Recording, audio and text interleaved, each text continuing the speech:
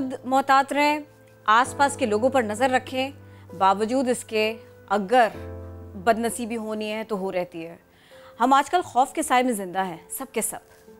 हम आजकल दरिंदों में घिरे हुए हैं, सब के सब। इंसानियत का जनाजा रोज़ निकाल दिया जाता है। कहाँ जाएं, क्या करें? ऐसा करने वाले दरिंदे अगर न संभाले गए हुक्मरानों से, अथॉरिटी से, तो फिर मुआशरा बनेगा क्या? हम डॉक्टर मोइज से इसी सिलसिले में बात करेंगे। सर, कैसे हैं आप ये बताइए, रेप के वाक़यात, ज़्यादती के वाक़यात बढ़ते जा रहे हैं। हम इस बात को रो रहे थे कि एक सर्वाइवर से किस तरह से पेश आना है, उसकी फैमिली से किस तरह से पेश आना है, अभी तक शायद हम लोग सीख नहीं पाए। तो अब ये परेशानी बढ़ती चली जा रही है कि अगर रेप करने वाले बढ़ रहे हैं सोसाइटी में आए रोज़, तो फिर हम किस तरफ जा रहे हैं? हमारी ज़हनियत क्या बनती जा रही है? बिस्मिल्लाहिर्रहमानिर्रहीम, अस्सलाम वालेकुम जी। मुझे तो बड़ा अजीब सा लग रहा है कि जैसे ये पाकिस्तान नहीं, ये मुल्क, ये भारत है। क्योंकि भारत में ये वाक़यात बहुत तेज़ी से होते हैं, बहुत ज़्यादा होते हैं। पाकिस्तान में ये वाक़यात इतनी तेज़ी से और इतने ज़्यादा नहीं थे। ज़ैनब के वाक़े के बाद ये जब आगाही हुई और लोगों में शऊर आया और बात फैली, उसके बाद से कितना अरसा गुजर गया, कोई ऐसे इक़दाम नहीं किए गए कि जिसकी वजह से ऐसी सज़ा दी जाए ऐसे मुजरिमों को और सरेआम दी जाए कि उसके बाद लोगों में हिम्मत ना हो। सही। अब आप देखें कि अभी वो वाक़या हुआ जो मोटरवे का था, उससे पहले वाक़यात हुआ वो बच्ची का, उससे पहले कई वाक़यात थे। किसी मुजरिम को आवाम के सामने सजा दी गई या नहीं दी गई। जब सजा नहीं होगी तो हिम्मत बढ़ेगी। अब हो ये गया है कि कानून मजाक है, पुलिस मजाक है, पैसे दे के जान छुड़ा लो, जिसकी जो मर्जी चाहे करो। तो अब जंगल के कानून से ज्यादा कानून खराब पाकिस्तान का हो चुका है। डॉक्टर साहब देखिए, मैं ना जब हम बात करते हैं कड़ी सजा की, कड़ी से कड़ी सजा की, तो मैं ये सोचने पर और ये पूछने पर मजबूर हो जाती हूँ कि ज्यादा बुरा ये है कि हम सबके सामने सजा नहीं दे रहे, या ज्यादा बुरा ये है कि हम भागने का मौका दे रहे हैं एक रेपिस्ट को। हमारे कानून का फायदा उठाता है वो, हमारी पुलिस का फायदा उठाता है वो। देखिए जी, मैं आपको एक और थ्योरी बताऊं जो मेरे जहन में कुछ दिनों से आ रही है। क्या ये मुमकिन है कि तमाम चीजें एक प्लान के तहत करवाई जा रही हो? अगर मुल्क में इस किस्म की इंतशार फैलता है जहां औरत महफूज नहीं, हमारी बेटियां महफूज नहीं, हमारी बहनें महफूज नहीं, तो वो माशरे का क्या हाल क्या होगा? तो मुमकिन है, अगेन एक थ्योरी है कि शायद ये करवाया जा रहा है, बिकॉज जिस तरह ये हो रहा है, जिस तवातुर से ये हो रहा है, करने वाले को कोई डर, कोई खौफ नहीं है। ये बड़ी अजीब सी बात है। बिल्कुल। डॉक्टर साहब मुझे एक बात और बताइएगा, इसी के केस को देखते हुए आपको याद होगा हमने इस पर डिस्कशन की थी। लाहौर ही का ये मामला था कि जब मालशिया आता है वो हिप्नोटाइज करता है और फिर गर्दन तोड़ के चला जाता है। चलें, वो तो समझ आ रहा था उस वक्त कि वो क्रिमिनल था, उसने लूटना था मोबाइल फ़ोन या नकदी। लेकिन इन दिस पर्टिकुलर केस ये माइंडसेट थोड़ा सा डिफरेंट है, क्योंकि वो जो मियाँ बीवी वहां पर मौजूद थे, बच्चों के साथ मौजूद थे या नहीं भी थे, तो वो गरीब लोग थे। दैट मीन्स उनके पास तो पैसा, भोले लोग थे किरण, उनके पास पैसा नहीं होगा, उनके पास स्मार्टफोन भी नहीं होगा शायद। तो ऐसे में तो ये समझ लेना चाहिए हमें कि वो जो शख्स था, मालशिया था, वो इन्हें वो यही जुर्म करना चाहता था, बरगला लेकर गया है। उसका जो मोटिव था वो पैसा लेना नहीं था, उसका मोटिव यही था। और ये मोटिव इतना सिंपल भी नहीं हो सकता, सिर्फ इज्जत लूटना, ये सिर्फ सिंपल मोटिव उसका नहीं हो सकता, ये कोई और घिनौना धंधा भी हो सकता है। इसीलिए मैंने ये थ्योरी की बात की। वजह इसकी ये है कि माशरे में अगर आप इस किस्म की हरकतें होती रहे, सजावार पकड़े ना जाए, मुजरिम पकड़े ना जाए, तो माशरे के अंदर इतना खौफ फैलेगा कि माशरा जो है वो मुंजमद हो जाता है। फिर आप घर से निकलते हुए डरते, औरतें, बच्चियां स्कूल जाने से डरेगी, कॉलेज जाने से डरेगी, औरतें घर से बाहर नहीं जा सकेगी सामान खरीदने के लिए। तो ये माशरे को बर्बाद करने के लिए बहुत बड़ी स्कीम हो सकती है। क्योंकि आपकी बात बिल्कुल ठीक है, ये जो वाकया हुआ है शेखोपुरा में, इसका ताल्लुक ना चोरी से था, ना कोई मकसद था, सिर्फ मकसद ये था कि ये बात फैले और लोगों में खौफ और राज फैल जाए। अच्छा देखिए, इसमें दो बातें हैं, आप थोड़ा सा एलेबरेट कीजिएगा। जहनी हालत, ये एक तो ये कि जहनी बीमारी है, रेप जैसा घिनौना इक़दाम जहनी बीमारी है, सफाकियत की इंतहा है, इसकी कोई माफ़ी नहीं है। हमने ये देखा कम से कम इन 70 सालों में, अगर हम बात करें या हम हिस्ट्री उठा के देखें, किसी को इंतहाई डिग्रेड करना हो तो इस किस्म के हरबे आजमाए जाते हैं। खातून को रुस्वा करना हो, मंशा ये हो, तो ऐसा किया जाता है, उसकी फैमिली के सामने किया जाता है। सर हम ये सब कुछ देख चुके हैं। अगर आज के दौर में भी देखें तो ये क्या ज़हनी कैफियत है कि इसमें क्या मिल रहा है? किसी को इस कदर तंग करना, किसी को इस कदर उसके साथ में इस कदर गैर इंसानी सलूक करना, ये इस बीमारी को, इस रोग को क्या नाम दें और इसका क्या इलाज करें? देखिए, एक तो हम जनरलाइजेशन में बात कर सकते हैं, अमूमी बात कर सकते हैं, मगर इंडिविजुअल अगर आप केसेस लें तो उसकी जब नफ्सियात स्टडी की जाती है तो शायद अलग अलग केसेस हो, मगर जनरली होता क्या है, याद रहे जब एक शख्स रेप करता है, चाहे वो बच्ची पे करे या किसी छोटे बच्चे पे करे, उस वक्त उसे ताकत का एक नशा आ जाता है, ताकत का इजहार होता है, ताकत का एक्सपीरियंस उसको मिलता है, क्योंकि जिसको वो कर रहा है वो मजबूर है, वो कमजोर है, ये ताकतवर है। तो ये एक नशा है, इट्स एन एडिक्शन, और ये एडिक्शन बढ़ता जाता है। तो एक तो नफ्सियाती तौर पर एक पावर प्ले है जिसको वो यूज करता है और जो अपने अंदर पावरफुल फील करता है। ये वो लोग करते हैं जो बेसिकली पावरलेस फील करते हैं किसी वजह से, और खासकर खवातीन को निशाना बनाते हैं। अब इनकी पीछे नफ्सियात देखी जाए तो क्या इनकी माँ बड़ी सख्त थी, मारपीट थी घर के अंदर, या उनको कहीं पे बहुत जगह पे उनको ठुकराया गया किसी हवाले से, तो एक नफरत के हवाले से भी एक आंसर आता है, औरत के खिलाफ नफरत। अच्छा, ये नफरत आपकी औरत के खिलाफ आपके माशरे में फैलाई जा रही है।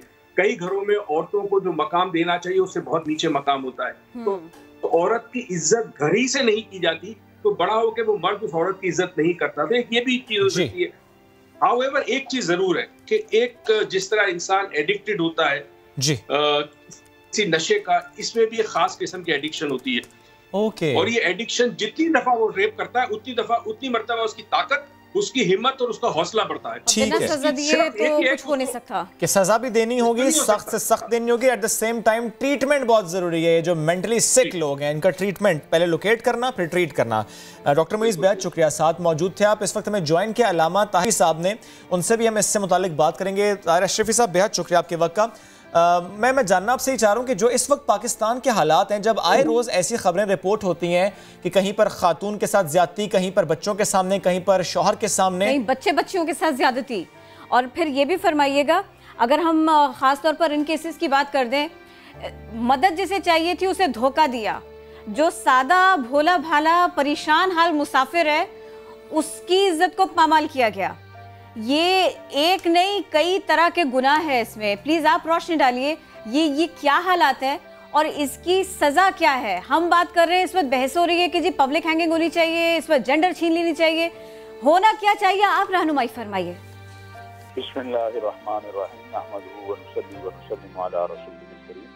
देखिए, गुजारिश ये है, एक तो ये हमारे इज्तिमाई बेहिसी के रवैये हैं। इसको आप खाली ये मुजरिम, इसके मुजरिम नहीं हैं, पूरी कौम हम मुजरिम हैं। हमारे बेहिसी के रवैये हैं। फिर हमारे जो अदालती और इंसाफ और पुलिस का निज़ाम है उसकी बेहिसी है कि एक मुजरिम पकड़ा भी जाए तो वो आप ये आबिद लाहौर वाला देखें, वो पकड़ा गया और उसके बाद वो रिहा हो गया। उसके बाद उसने कितने वाकयात किए। जहाँ आपको सजाओं की तरफ तवज्जो देनी है, वहाँ पर आपको आपके जो इज्तिमाई मुआशरती निज़ाम है उसकी इस्लाह की तरफ भी तवज्जो देनी है, जो कोई जिसकी इस्लाह के लिए तैयार नहीं है। हमारी सूरत हाल ये हो चुकी है कि हम देखते हैं किसी के साथ कुछ हो रहा है, हम कहते हैं करने दो, हमें क्या है। हम देखते हैं एकदम एक आदमी जो है वो बहुत ज्यादा, उसके पास माल और दौलत आया है, कोई नहीं बताता कि ये कहाँ से आया है। हम देखते हैं हर कोई कहता है मैं बच जाऊं। जो आग होती है वो किसी को नहीं बचाती है, आग तो सबके घर में जाती है और सबके घर को लगती है। और तो बहुत माजरत आपकी बात कट रही है, मैं बिल्कुल ऐसा नहीं चाह रही, लेकिन मैं चाह रही हूँ कि आप अपने जवाब के साथ ना इसको भी एड्रेस कीजिएगा। सर, ये जो सोच है कि वो गाड़ी अकेले ड्राइव नहीं करनी चाहिए थी, घर से नहीं निकलना चाहिए था, पेट्रोल क्यों नहीं डलवाया था, ये जो मुसाफिर थे वहां जाके क्यों बैठ गए थे, इनको रात में नहीं निकलना चाहिए था, खातून को रात में नहीं निकलना चाहिए था। सर, ये रवैये भी तो अच्छे नहीं है, क्योंकि मजलूम तो मजलूम रहेगा। आप कितनी दलील रखते हैं उसके आगे? नहीं, बिल्कुल ये गलत बात थी और मैंने उसी दिन कहा था कि इस पे हमारे CCPO साहब को माजरत भी करनी चाहिए। और इसका मतलब तो आप ये कह रहे हैं कि कल आप कहेंगे मर्द भी बाहर ना निकले क्योंकि कोई उसे पड़ जाएगा और कोई उससे लूट लेगा। और ये वाकयात तो होते हैं आपके बड़े मर्दों के साथ, ये जो डाकू पड़ते हैं, ये बात नहीं। हमें, मैंने जैसे कहा, जैसे वो एक साहब कहते हैं मैंने देखा और मैंने फोन कर दिया, काश वो जो आदमी था वो वहां आगे करके अपनी गाड़ी खड़ी कर लेता, वो पुलिस को फोन करता, वो और लोगों को फोन करता, उस औरत को बचाया जा सकता था अगर किसी ने देखा था कि वो अकेली औरत सोशल रिस्पॉन्सिबिलिटी। हमें अपनी इज्तिमाई रवैये बदलने की जरूरत है। मैं आपको अर्ज करूं, मीडिया, मेहराब मिंबर, हमारी इंतजामिया, हम सब जिम्मेदार हैं। ये मैं बड़ी जिम्मेदारी से कह रहा हूँ। जहाँ हम चाहते हैं कि हमारे यहाँ से, मैं आपको बताऊं, जो उर्दू की वेबसाइट बंद की हुई हैं यूएई ने, सऊदी अरब ने, हत्ता के इंडिया ने, हमारे यहाँ वो देखी जाती हैं। आपको सारा कोई एक इसका जिम्मेदार नहीं है। हम कहते हैं कि एक शोबा जिम्मेदार है, तो नहीं, ऐसा नहीं है। हम सब इसके जिम्मेदार हैं। सही। और जहाँ तक बात है, आप जब तक सजाएं नहीं देंगे, कुरान अल्लाह से भी ज्यादा कोई रहम करने वाला है, जो माँ से 70 गुना ज्यादा रहम करने वाला है। जब उसने सजा मुतय्यन कर दी है, इनको संसार करो, जहाँ रेप करते हैं वहां पर इनको वहीं पर अदालत लगाओ। आप 10 वाकयात ये करके दिखा दे, मैं देखूंगा कौन यहाँ इस मुल्क के अंदर रेप करता है या कौन बच्चों से ज्यादती करता है। और फिर इसको आप इसमें ना देखें कि जी मदरसे में होता है या मस्जिद में होता है। क्राइम तो क्राइम है, मुजरिम है, जुर्म है। वो कोई भी करे, वो कोई मदरसे में बैठ के करे, वो स्कूल में बैठ के करे, वो कॉलेज में बैठ के करे, वो सड़क के ऊपर करे। अलामा साहब, एक बात और प्लीज, आपने भी कुछ जिक्र तो उसका किया, मैं चाह रहा हूँ उस पर मजीद भी बात करें। सोशल रिस्पॉन्सिबिलिटी की भी हम बात करते हैं, हम तरबियत की बात भी करते हैं, हमने खुद कितना विजिलेंट रहना है हम इसकी बात भी करते हैं। एक वाकया कोट करना चाह रहा हूँ, उस पर फिर आपसे मैं कमेंट लूँगा कि नौकरी का झांसा दिया गया सोशल मीडिया पर और एक 15 साल लड़का, उसको बुलाया गया और उसके साथ ज्यादती की गई। नो डाउट वो लोग पकड़े भी गए, लेकिन सर यहाँ पर मुझे प्लीज बताइएगा कि यहाँ पर मसला कहाँ पर है कि 15 साल लड़का है, वो जॉब ढूंढ रहा है, ऐसे में उसको शायद ज़्यादा दिमाग इतना पुख्ता नहीं है, उसको मालूम नहीं है कि जो मुझे बुला रहा है मेरे साथ कुछ गलत हो सकता है। उसको अपनी हिफाजत करना या तो सिखाया नहीं गया, या तो उसकी अभी एज इतनी नहीं है कि उसे मालूम हो कि मैंने अपने आप को कैसे बचाना है कि जब मुझे कोई ऐसी जगह पर बुला रहा है, किसी ऑड आर में और एक ऑड लोकेशन पर बुला रहा है, तो मुझे नहीं जाना। तो यहाँ पर प्लीज़ रहनुमाई कीजिएगा, यहाँ पर गलती किसकी है? देखिए, सबसे पहली गलती ये है कि हम वालिदैन जो है ना, वालिदैन को अपने बच्चों को और अपनी बच्चियों को, माँ को अपनी बेटी को एहसास दिलाना है कि बेटी तूने कैसे महफूज रहना है। बाप को अपने बेटे को एहसास दिलाना है। दूसरी बात, हमारे यहाँ ये बात थी कि बेरोजगारी है, मसाइल है, कोई पूछने वाला नहीं है। मुझे आप बताएं, अगर उस शख्स को ये पता हो कि मैं इससे ज्यादती करूंगा और कल मैं टांग दिया जाऊंगा, वो करेगा? कभी भी नहीं करेगा। उसे पता कुछ भी नहीं होना। इस गरीब की तो पुलिस ने बात नहीं सुननी, इसकी FIR नहीं होनी, इसको आपने वो अभी जो वाकया हुआ है हमारे साउथ पंजाब में, कि वो बाप बेटी को लेके 4 दिन जो है धक्के खाता रहा, किसी ने नहीं बात सुनी। तो भाई बात ये है कि मैं तो चीफ जस्टिस ऑफ पाकिस्तान से पहले दिन से ये अपील कर रहा हूँ कि वो मेहरबानी फरमाएं और इसके लिए स्पेशल अदालतें आप कायम करें। 48 आवर से आप जो है 30 घंटों के अंदर ट्रायल करें। 10 केस अज़ियाउल हक साहब ने किया था ना, उसके बाद जो वाकया हुआ। लेकिन अलामा साहब, आपको लगता है कि ऐसे मामलात में 2 पॉइंट्स हैं जिनकी इस वक्त बहुत जरूरत है डिस्कशन? एक ये कि जमानत का कानून, और दूसरा जो सुलह हो जाती है, फिर रियासत का किरदार नजर नहीं आता। देखिए, फसाद फिल अर्ज और रियासत जो है, असल रियासत माँ है। रियासत ही मुद्दई होनी चाहिए इन केसों में। इन केसों में बाप मुद्दई नहीं होना चाहिए, इन केसों में भाई मुद्दई नहीं होना चाहिए, इन केसों में वो औरत मुद्दई नहीं होना चाहिए, रियासत मुद्दई हो, क्योंकि रियासत के पास ताकत है। और होता ये है कि जब वो बेचारे मुद्दई होते हैं, वो जेल चला जाता है, वो और बदमाश बन जाता है, वो धमकियां भेजता है, ये सुलह कर लेते हैं, वो आगे फिर 2-4 रेप कर देता है। तो आप जब रियासत मुद्दई होगी, जब कानून और इंसाफ 48 घंटे से 30 घंटे में सजाएं होंगी, आप एक ज़ियाउल हक साहब का दौर देख लें कि हमारे सियासी हजरात बातें तो बहुत करते हैं, क्या उस जैसा कोई एक वाकया ये बता सकते हैं? मुझे ये बताएंगे आप अल्लामा साहब, मुझे ये बताएंगे आप, अब टीचर का किरदार कितना ज़्यादा इम्पोर्टेंट हो गया। आपने खुद फरमाया मिंबर का किरदार कितना ज़्यादा इम्पोर्टेंट हो गया। अब जब हम सीख रहे हैं, उलूम सीख रहे हैं और मज़हब के बारे में जानने की कोशिश कर रहे हैं, वो जो एक एज ब्रैकेट है बच्चों का, हमें वहीं से उनको थोड़ा सा अवेयर भी करना पड़ेगा। आप क्या समझते हैं, कितनी भारी जिम्मेदारी है अब इन हालात में? देखिए, सबसे पहली जिम्मेदारी वालिदैन की है, दूसरी जिम्मेदारी टीचर की है, मिंबरों मेहराब की है, और आप जो मीडिया है इसकी बहुत बड़ी जिम्मेदारी है। सरकार का वास्ता है, आप अपनी तहजीब, अपना कल्चर दिखाइए। आप हमारे पास कुछ कमी है कि हम देखते हैं इंडिया में कौन सा फिल्म बनी है उसकी कॉपी हमने करनी है। आप पिछले 40 साल में फिल्में निकाल लीजिए, आपने क्या उसमें दिखाया है? एक आध आपने मेयारी ड्रामा, आप अर्तुगरुल ड्रामा पे तो बहुत कह रहे हैं, क्या हमारी तारीख में कोई कमी है? हमारे मुजाहिद जो हैं वो कोई कम है?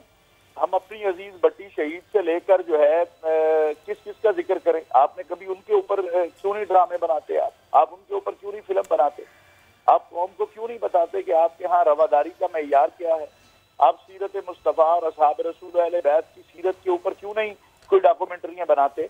गुजारिश ये है कि आप अपने लोगों को अपना कल्चर, अपनी सकाफत जब तक नहीं दिखाएंगे, आप नहीं बताएंगे, आप मुतासर करना चाहते हैं। आपके ड्रामे क्या दिखा रहे हैं? बड़ी माजरत के साथ बुरा ना मनाइएगा कि बीवी है, उसकी बहन साथ बैठी है, बिल्कुल सही बात है, वो अपनी बीवी की बहन के साथ ऐसे इश्यूज पे बन रहे हैं, चक्कर चला रहा है। और कुछ ड्रामों पर अलामा साहब बैन भी लगा, लेकिन बड़ी मासरत के साथ मैं कहूंगा कि फिर बैन रिव्यू होता है, फिर बैन हटा भी दिया जाता है, तो ये बड़ा एक अलमिया है। ये भी एक बहस तरह बात है। बहुत शुक्रिया, आप हमारे साथ इस सिलसिले में बात कर रहे थे। अब मसला ये है कि आपके सामने क्या कुछ है, मसला ये है कि आप उसमें से सीख क्या रहे हैं, आपकी चॉइस क्या बन रही है। मेरे सामने अगर 4 तरह के खाने रखे हों और उसमें गार्बेज भी सामने रखा हो, तो नाउ इट ऑल डिपेंड्स कि मैंने उसमें से क्या चूज़ किया। एक पॉइंट तो सबसे वैलिड ये रहा। बहरहाल अब इस सिलसिले में हो क्या रहा है, हम इसी पर बात करेंगे। वफाकी मुहतसिब बराए इंसदाद जिनसी हिरासानी कशमाला तारिक साहब हमारे साथ हैं। वेलकम टू नया दिन। कैसी हैं आप? ये इतने सारे वाक़यात बढ़ते चले जा रहे हैं, अब अफसोस होता है, तशवीश होती है। हमारे बच्चे महफूज नहीं, ख़वातीन महफूज नहीं, इंतहाई जिसको कहते हैं ना अनसेफ फील करें आप, ऐसा एक माहौल बन गया है। अब ये फरमाइए कि ये वाक़यात का रिपोर्ट होना, हम पहले बड़े आराम से कह देते थे कि कम वाक़यात हो रहे थे, अब तो रिपोर्ट हो रहे हैं, लेकिन अब जिस तेज़ी के साथ में रिपोर्ट हो रहे हैं, इससे बहुत आगे देखना पड़ेगा। आप क्या समझती हैं? जी बिल्कुल दुरुस्त कहा आपने कि बड़ा ही अफसोसनाक वाक़े हो रहे हैं, और मेरा ख़्याल में शायद माजी में भी होते होंगे। मेरे ख्याल में लोग अब रिपोर्ट करना शुरू हो गए, और रिपोर्टिंग इज़ वेरी इम्पॉर्टेंट, कि जिससे शऊर बाकी लोगों में भी आए कि पता है कि अगर कवानीन हैं, इदारे हैं, तो उनके पास हमने जाना है और चुप नहीं रहना। और उस एक जो ज़रब आपकी जिस्म को तो लगती है, रूह आपकी काम चाहती है, जो ज़रबे उस पर लगती हैं, उसके साथ ज़िंदा नहीं रहना। सो आई बिलीव कि इस तरह के जो हमारे कवानीन हैं उसकी तशहीर ज़्यादा करनी चाहिए, and only media can play a very vital role in that. उसमें ये कि लोगों को पता नहीं होता कि हमने कहाँ जाना है और हमें इंसाफ किस तरह मिलना है, और वो इसी एक चीज़ में दबे रहते हैं कि लोग क्या कहेंगे। अगर हम जाएंगे तो शायद पुलिस स्टेशन जाए तो वहाँ पे हमें और ज़दोको किया जाएगा और हरासा किया जाएगा, घबरा जाते हैं कि जिस तरह के सवाल किए जाएंगे। Absolutely true. सो इसलिए उनको ये बताना जरूरी है कि आपने जाना है, और आपने अपने ये चीज जो है ना, ये हमने तोड़नी है। ये टैबू कि जी उसके साथ ये हो गया, बजाय उसके कि जिसके जो विक्टिम है, जिसके साथ ये हुआ, हम दूसरे बंदे का जीना क्यों नहीं दोबर करते। अच्छा। जिसने वो क्राइम किया होता, वो ढूंढ रहे होते हैं, हम उसको तलाश कर रहे होते हैं, वो हाथ से निकल जाता है, छूट जाता है, उसकी पिक्चर हम पहले वायरल कर देते हैं ताकि उसको भागने का पूरा मौका मिल जाए। ये हमसे गलतियां सरजद होती हैं। एक तो ये कि सिस्टम कितना बेहतर होना चाहिए मेरे ख्याल में। जी मेरे ख्याल में नॉट ओनली दैट, हमारे साथ एक नेबरहुड वॉच होती है ना। आप बाहर के मुमालिक में जाएं तो एक कम्युनिटी के बाहर लिखा होता है, सिर्फ आपके इंस्टीट्यूशंस की जिम्मेदारी नहीं, एज सिटीजन्स हम सबकी जिम्मेदारी है कि हम सारे उसमें बढ़ चढ़कर उसको, हाँ बिल्कुल, उस बंदे की निशानदेही करें। yes. और हम उसको डिटेस्ट करें, और हम उसकी आवाज, उसका बायकॉट करें, उस इलाके से, मोहल्ले से उसको ये करें कैसे? क्योंकि देखिए इसका सीधा सा तरीका जो हम मगरबी मुमालिक में देखते हैं, अगर किसी का FIR हुई है, अगर किसी के ऊपर ऐसा केस है कि उसने रेप किया था या उसने किसी बच्चे को ज्यादती का निशाना बनाने की कोशिश की थी, उसकी मुसलसल निगरानी होती है। उसके उस एरिया में कहीं कहीं तो उसको घर रिहाइश का भी नहीं उसका इंतज़ाम हो पाता, और कहीं कहीं पर जाके पुलिस बताती है, अथॉरिटीज़ बताती हैं कि इस शख्स से मोहतात रहिए, ये आपके पड़ोस में रह रहा है। हमारे यहाँ तो कुछ हो जाए इस तरह का कोई निज़ाम नहीं है। ये पहली चीज़ है जिसे ठीक होना चाहिए। आप क्या समझती हैं? बिल्कुल दुरुस्त कहा आपने। देखें, अब मैंने जैसे कहा कि media can bring awareness. Media, अब जैसे हमारा फॉस्पा का इदारा है, federal ombudsman secretariat for protection against harassment at work place, एक तो उर्दू में भी उतना ही मुश्किल है बुलाना और अंग्रेजी में भी उतना मुश्किल है। लोगों को बताना चाहिए कि जब आप काम की जगह पर जा रहे हैं तो आप फॉस्पा के पास आए। इसी तरह प्रोविंशियल ओम्बड्समैन भी है। अगर आपका वो फेडरल लेवल का काम नहीं है तो आप प्रोविंशियल ओम्बड्समैन मौजूद है उनके पास जाए। हर सूबे में ये ओम्बड्समैन मौजूद है। आपको अगर आपके बॉसेस या कॉलीग्स हरासा कर रहे हैं तो आप हमसे रुजू करें। आपको वकील की जरूरत नहीं, खर्चा पानी नहीं, फ्री ऑफ कॉस्ट। बिल्कुल ऐसा। आप लोग इस बारे में काम करने में यही पूछना चाहता था किरण कि थोड़ा सा चक्कर मारने की जरूरत नहीं। सही, कशमाना साहब अगर थोड़ा स्टैट्स भी शेयर कर सकें विफाक के अंडर और इवन जो प्रोविंशियल सेटअप्स हैं उनके अंडर, क्या हमने देखा है कि इस साल केसेस ज्यादा आए हैं? अगर हम कंपैरिजन भी कर लें 2019 का अब तक जो जितने महीनों के केसेस आ गए हैं उसका कितना बढ़ा है ये मामला हैरेसमेंट एट वर्क प्लेस? देखिए, इस साल इसलिए नहीं इतना बड़ा क्योंकि 3, 4, 5 महीने कोविड रहा है। और कोविड में जो काम जो था, काम की जगह वो बंद थी और लोग यूजुअली वर्क फ्रॉम होम कर रहे थे और इतना ज्यादा इंटरेक्शन नहीं था। अब पता चलेगा कि अब दोबारा काम क्योंकि शुरू हो रहा है तो लोग रिपोर्ट करेंगे। बट हैविंग सेड दैट कि जो लोगों एवरेज आ रही है वो सेम ही आ रही है। तो इसलिए हमें खवातीन को एतमाद देना है कि आवाज उठाएं। अब वो कहते हैं ना, अब चुप नहीं रहना है और नहीं सहना है। So you got to stand up for your right. ये उनको एतमाद देना बहुत जरूरी है। कई दफा घर वाले चुप करा देते, नहीं ऐसा ही है। ये बहुत वैलिड पॉइंट है कि उन्हें एतमाद देना है कि आपने बोला है। कशमाना साहब, आपने कहा कि इस साल तो मामलात कुछ बेहतर रहे just because of this Covid के वर्क प्लेस पर लोग उस तरह से गए। बट मैं जानना ही चाह रहा हूँ कि अगर हम 2019 ही की बात कर लें तो फेडरल ओम्बड्समैन या प्रोविंशियल ओम्बड्समैन, हमने क्या देखा है कि कितने % केसेस ऐसे हैं जिनमें फिर वाकई सजाएं हुई हैं? कितने % केसेस ऐसे हैं जो वाकई फिर डील हुए हैं अकॉर्डिंग द लॉ? अच्छा, मैं आपको ये बताती हूँ कि हम जब मैंने ज्वाइन किया तो 5 केसेस अ मंथ थे।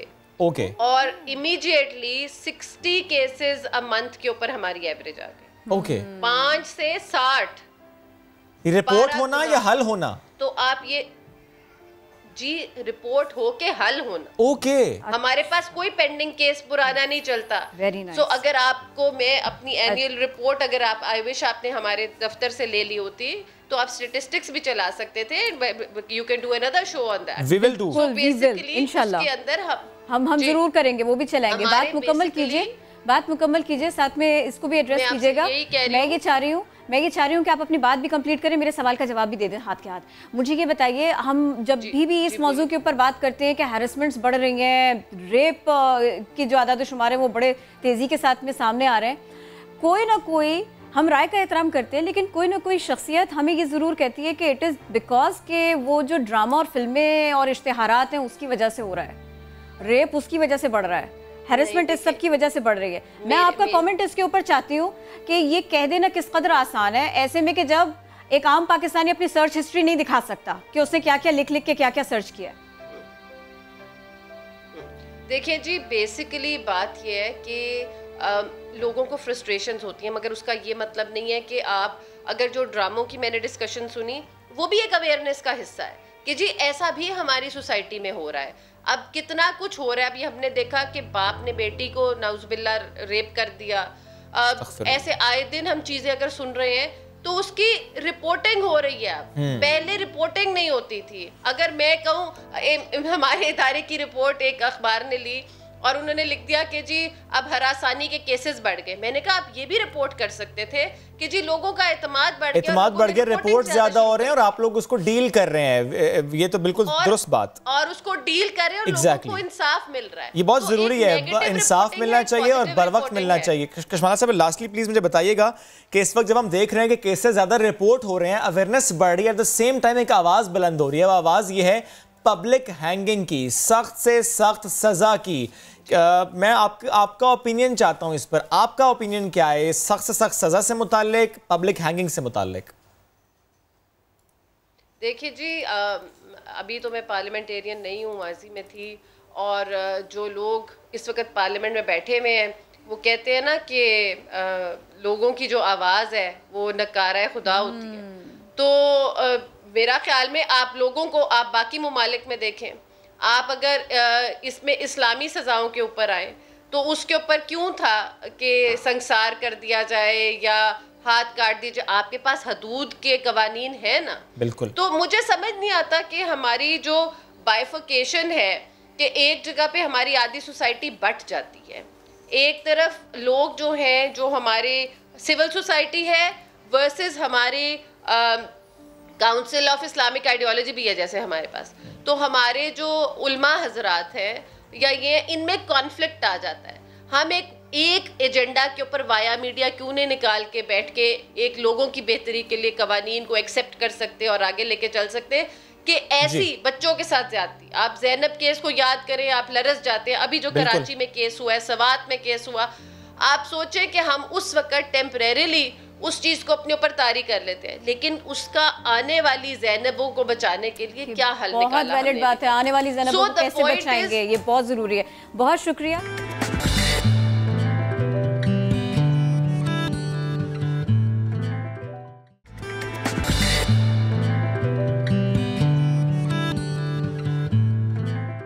कोरोना पर कहां स्टैंड कर रहे हैं, क्योंकि रिसर्च वर्सेस ग्राउंड रियलिटी आज हम इसकी बात करेंगे। रिसर्च ये बता रही है कि एंटीबॉडीज जो है वो बनना शुरू हो चुकी हैं और जो अब के रिजल्ट्स हैं, यानी अब जो टेस्ट हो रहे हैं, सीरोलॉजी टेस्ट हो रहे हैं, उससे मुताल्लिक ताहिर शमसी साहब ने क्लेम किया है कि 60% आबादी में कराची की एंटीबॉडीज मौजूद हैं। लेकिन जो रिसर्च की है डॉक्टर समरीन कलसूम साहिबा ने, उसके मुताबिक जून जुलाई का डाटा है और उससे मुतालिक अगर हम बात करें तो 30-35% जो लोग हैं उनके अंदर ये एंटीबॉडीज़ मौजूद हैं। इसी से मुतालिक हम बात करेंगे। डॉक्टर समरीन कलसूम ने हमें ज्वाइन किया है। बहुत शुक्रिया आपके वक्त। थोड़ा सा एक्सप्लेन करेंगी कि what does that mean actually कि अगर इतनी आबादी में 35%, 40%, चलिए आपका डाटा देख के अगर हम 60% भी कह देते हैं कि एंटीबॉडीज बन चुकी हैं, तो ये बहुत हौसला अफजा बात है। अब इन्हें खतरा टल गया है, सेकंड वेव आएगी नहीं?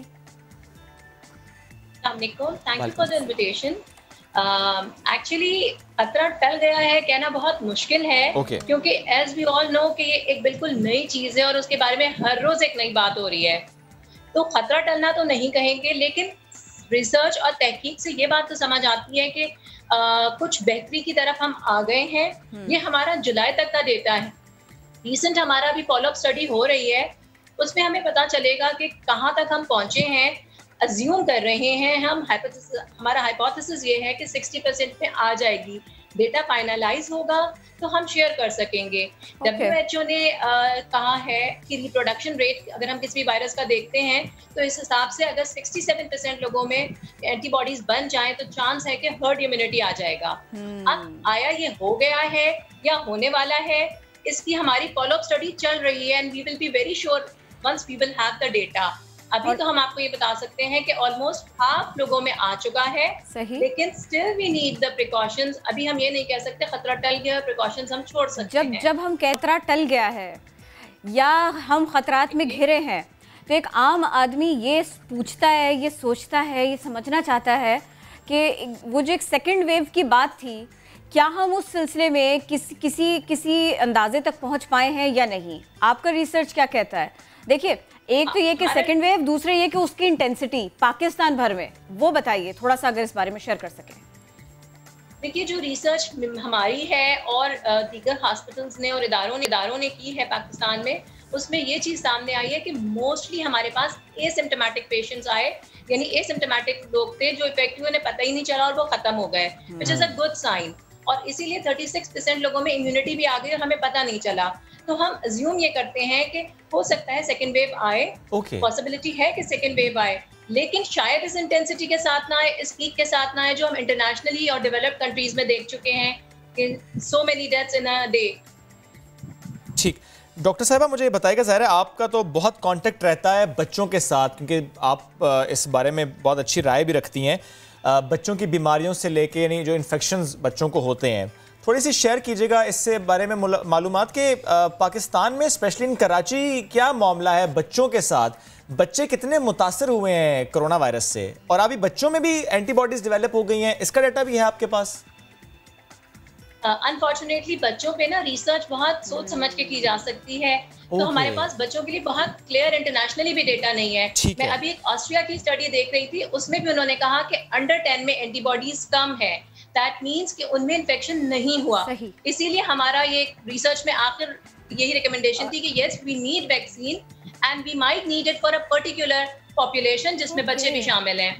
तो बच्चों का ना कोई बहुत ग्रॉस डेटा हमारे पास नहीं है, लेकिन अब हमारे प्लान में यही है कि हम बच्चों में भी सीरो प्रेवलेंस चेक करें। This is one of our ideas, लेकिन so far we have not done that. अच्छा, मुझे थोड़ा सा इसकी म्यूटेशन के बारे में भी बताएंगी, वायरस में आने वाले तगय्युरात कुछ इस बारे में? हाँ जी, देखिए, हाँ, एक हॉस्पिटल की, हमारे पाकिस्तान के एक अच्छे हॉस्पिटल की, one of the best hospitals की रिसर्च में उन लोगों ने ये स्ट्रेन्स चेक किए हैं रिसेंटली, और उसमें 11 स्ट्रेन्स में से ज़्यादातर स्ट्रेन्स जो हैं वो चाइना, यूएसए और सऊदी अरब, ईरान इससे मैच कर रहे हैं। तो बहुत वायरस में म्यूटेशन नहीं हुई। ये जो एक रिसर्च या एक आइडिया है वो यही है कि हमारी कोई इनबॉर्न क्रॉस प्रोटेक्शन है या कोई ऐसी चीज हमें मिली है जिससे हम प्रिवेंट हैं, या प्रीवियस कोई कोरोना था, या हमारे पास इतनी ज्यादा वायरल इन्फेक्शंस होते हैं कि हमारी बॉडी इम्यून हो चुकी है। This is one of the thought, but obviously it is not confirmed yet. थोड़ा सा क्विकली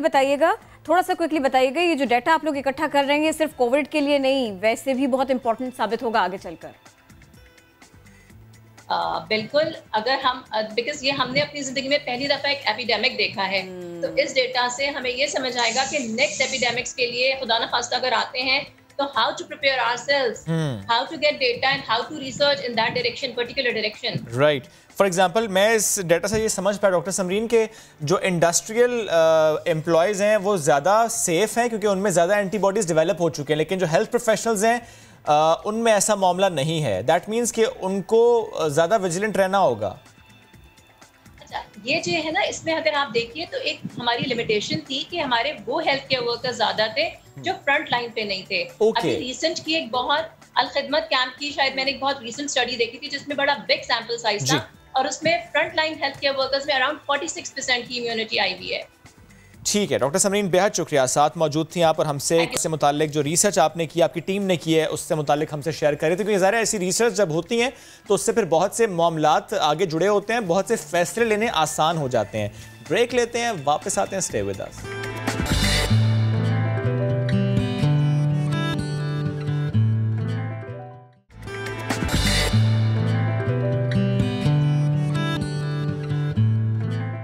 जो आज, कल और परसों यानी कि आने वाले कल का किस्सा है ना, इसमें बहुत कुछ हो जाता है।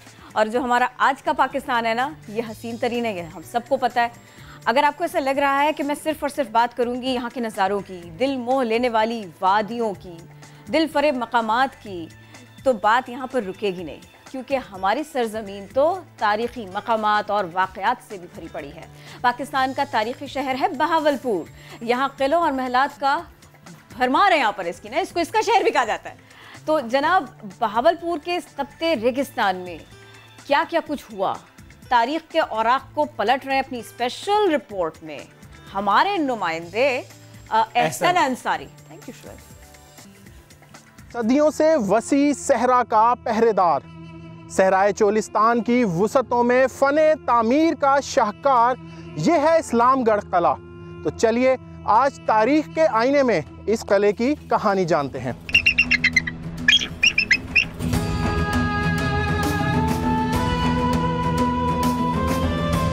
कदीम हाकरा पट्टी पर कायम हिंदू राजाओं के फने तामीर की यादगार, बुलंदोबाला फसीलों का हिसार, खूबसूरत बुर्जों से तैयार किला भीमवर, जो आज है इस्लामगढ़। 1665 में राजा रावल ने सिंधी हमलावरों को रोकने के लिए बनवाया। इस किले ने कई हमलावरों का गरूर अपनी बुनियादों तले रोंद डाला। ये किला 17वीं सदी में बना था, राजा रावल ने बनाया था। इस किले को बनाते हुए तकरीबन 20 साल लगे थे। इस किले का पहला नाम था भीमवर। कहते हैं इस अहम किले की तामीर भी बहुत खास थी। किले में तामीर होने वाली ईंटों की तैयारी तो मकामी सतह पर की गई थी, मगर तमाम सामान और बड़े बड़े पत्थर बैलगाड़ियों की मदद से भारतीय रियासत जैसलमेर से यहाँ पहुँचाए गए थे। हाल का खंडर, माजी का शाहकार, कई अदवार की कहानियाँ सुनाते इस ढंढार के दरो दीवार। जब ये किले की तामीर हुई तो इस जगह पे मंदिर बनाया गया था। इस वक्त जो यहाँ पे हम मौजूद है, यहाँ से इंडो पाक बॉर्डर जो है वो 10 किलोमीटर के फासले पे मौजूद है। 1965 और 71 में इंडिया ने हमला किया यहाँ पे, और 1971 में यहाँ पे बमिंग जो की, उसके निशानात अभी भी आपको इसकी दीवारों पे नजर आ रहे हैं। बैरूनी हमलावरों का डटकर मुकाबला करने वाला ये किला वक्त के सितम और गफलतों के वार के सामने हथियार डालकर वीरान लम्हों में डूबते सूरज की तरह अब अपनी रोनाइयां तेजी से खो रहा है। 20 साल की मेहनत का नतीजा किला भीमवर, जो आज इस्लामगढ़ है, मगर 400 साल बाद भी ये शाहकार अपने मामारों को दादे तहसीन पेश कर रहा है। एहसन अंसारी, समा, किला इस्लामगढ़, चोलिस्तान। टैलेंटेड ब्रदर्स की आज हम बात करेंगे। 1978 से इनकी कोशिश थी। कोशिश क्या थी? अल्ट्रा लाइट हेलीकॉप्टर मैन्युफैक्चर कर पाएं, और उन्होंने फिर कर लिया। पेशावर से इनका ताल्लुक है। काजी बरादरान दावा इन्होंने किया है कि पाकिस्तान और मुस्लिम ममालिक का ये पहला अल्ट्रा लाइट हेलीकॉप्टर है, और इसको मजीद बेहतर बनाने के लिए, अपग्रेड करने के लिए हुकूमत से मदद की दरख्वास्त भी की है, ताकि वो इन्वेस्ट भी करें और इसको और बेहतर ये बना पाएँ। काजी सज्जाद अहमद और काजी तोफैल अहमद, दोनों भाई पेशावर से जिनका ताल्लुक है, आज हमें ज्वाइन करें। बहुत शुक्रिया आप दोनों का।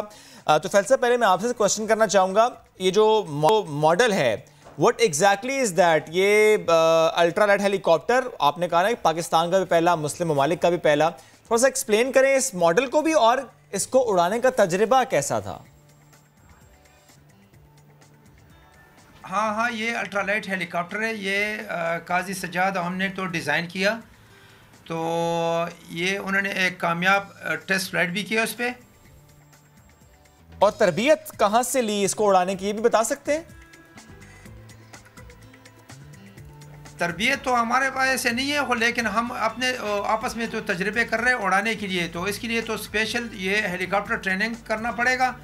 या तो आर्मी को मैं ये रिक्वेस्ट करना चाहता हूँ, या एयरफोर्स को मैं रिक्वेस्ट करना चाहता हूँ। अगर ये उन्होंने मुझे टाइम दिया था तो उड़ाने के लिए थोड़ा से तरबियत या ट्रेनिंग दिया तो ये बेहतर होगी। ये बताएं, आप लोग 1978 से मैन्युफैक्चरिंग में मसरूफ थे, तो अब तक कौन कौन से मॉडल तैयार किए, क्या क्या कुछ किया? ये तो सज्जाद भाई, हमने तो पहला एक अल्ट्रालाइट फिक्स विंग तैयार किया था, जो फिक्स विंग मशाक की तरह था। उसके बाद जो है ना, हमने ये ग्लाइडर डिज़ाइन किया था, ये सिंगल सीट डिज़ाइन किया था। उसके बाद डबल सीटर डिज़ाइन किया था, तो कामयाब परवाज़ें किया। जर्नैलों ने मेरे साथ फ्लाई किया काफ़ी।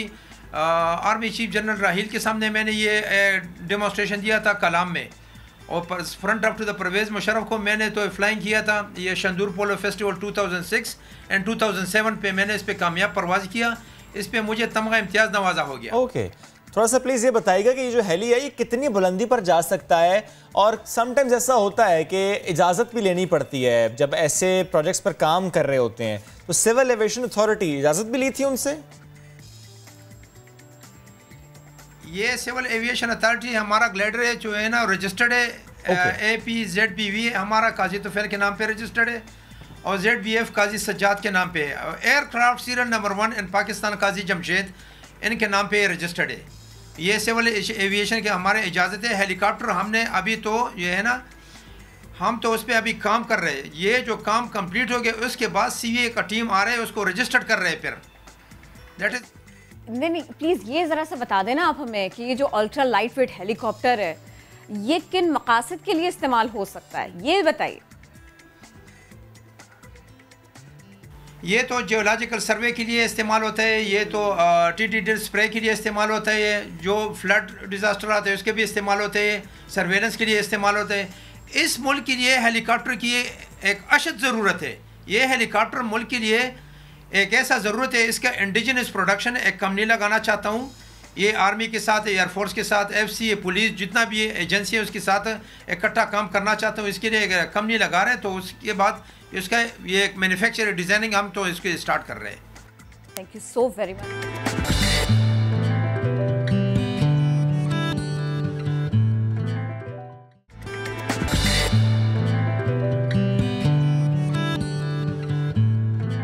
अब आपको लेकर चलते हैं स्वात और वहाँ की स्टूडेंट है हदीका बशीर। इनसे आपकी मुलाकात कराएंगे। कम उम्री की शादी के ख़िलाफ़ इन्होंने आवाज़ उठाई। उसके बाद अब अक़वाम मुत्तहिदा के प्रोग्राम पायदार तरक्याती अहदाफ के लिए यंग लीडर इन्हें मुंतखब कर लिया गया है। 172 ममालिक से मुंतखब 17 अफराद में से हदीका बशीर वाहिद हैं जो कि पाकिस्तानी हैं। तो इन होनहार स्टूडेंट से हमें मिलवाएंगे समा के नुमाइंदे सैयद शहाबुद्दीन। जिस वक्त हम मौजूद है सैयद शरीफ में और हमारे साथ मौजूद है होनहार तालिबा हदीका बशीर। हदीका बशीर की उम्र सिर्फ 18 साल है, लेकिन इन्होंने कम उम्री में ही बड़ा किरदार अदा किया है, बड़ी खिदमात अंजाम दी है। कम उम्री के ख़िलाफ़ जो शादी होती है, ख़वातीन की तालीम के हवाले से इन्होंने काफ़ी खिदमात अंजाम दी है, बाकायदा एक तहरीक चलाई है और इसमें किस हद तक ये कामयाब हुई है, तो आइए इससे बात करते हैं। हदीका बशीर, अस्सलाम वालेकुम। वालेकुम अस्सलाम। ये बताइएगा कि किस तरह आप इस फील्ड में आए कि ख़वातीन की तालीम के लिए भी किरदार अदा करें, कम उम्री की शादी के ख़िलाफ़ भी तहरीक चलाई, तो कितनी कामयाबियाँ आपको मिली? जब मैं 7 साल की थी तो मेरी एक दोस्त थी जिसकी कम उम्री में शादी हुई थी और उसको फिर स्कूल नहीं छोड़ रहे थे और उसके ससुराल वाले जो थे उससे ज़्यादती कर रहे थे। और फिर जब मैं 11 साल की हुई तो मेरी भी घर में शादी के बाद चल रही थी कि अब ये बड़ी हो गई है, तो उसके ख़िलाफ़ मैंने स्टैंड लिया कि मुझे शादी नहीं करनी और मैंने तालीम हासिल करनी है। और फिर मैंने कम उम्री की शादी के ख़िलाफ़ आवाज़ उठाई। मैंने सेशंस लिए डोर टू डोर और लेजिस्लेटर्स के साथ सेशंस लिए और इमाम्स के साथ सेशंस लिए और थिएटर्स किए। और अब हम एक कॉमिक बुक बना रहे हैं जो लड़कियों की रियल लाइफ चैलेंजेस पर हैं। और मुझे फ़ख्र है कि मेरे काम को फिर सराहा गया। मुझे Muhammad Ali International Humanitarian Award 2015 में मिला, 2016 में एशियन गर्ल्स एम्बेसडर अवार्ड मिला और कॉमनवेल्थ के फोर्थ कॉमनवेल्थ के लिए मैं सेलेक्ट हुई और चिल्ड्रन पीस प्राइज़ के लिए मैं 2 बार नॉमिनेट हुई। अच्छा हदीका, ये भी बताएगा कि इस वक्त आपका इंतखाब हुआ है, आप यंग लीडर बनी है और अक़वाम मुत्तहिदा के लिए जो प्रोग्राम है पायदार तरक्याती अहदाफ, तो ये भी बताएगा कि इस पर आप कितनी खुश है और किस तरह आपका इसमें इंतखाब हुआ है? ये मेरे लिए मेरी मुल्क के लिए फ़ख्र की बात है, मेरे लिए फ़ख्र की बात है, बल्कि एज़ाज़ की बात है कि हमारे मुल्क के लिए, हमारे स्वात के लिए एज़ाज़ की बात है। और ये 7000 एप्लीकेशंस UN को मिले थे 172 कंट्रीज से, जिनमें 17 यंग लीडर्स को सेलेक्ट किया गया और उनमें से मैं दूसरे नंबर पर हूँ और पाकिस्तान की पहली लड़की हूँ जो UN की यंग लीडर्स फॉर SDGs 2020 के लिए सेलेक्ट हुई हूँ। जी, हदीका बशीर का आज़म और जज्बा यही है कि वो न सिर्फ कम उम्री की शादी के ख़िलाफ़ अपनी इस तहरीक और जदोजहद को जारी रखेगी, बल्कि साथ साथ उनका ये भी आज़म है कि जो तालीमी इदारे हैं ख़ासकर ख़वातीन के लिए इनकी जो कमी है इसके लिए भी वो आवाज़ उठाएंगी। और उन्होंने जो यंग जनरेशन है, ख़ासकर जो तालीम याफ्ता लड़की हैं वो तालीम हासिल करना चाहती है, तो उनको भी ये पैगाम वो दे रही है कि वो आगे आए, अपनी तालीम को जारी रखें और अपने हुकूक के लिए आवाज़ उठाएं।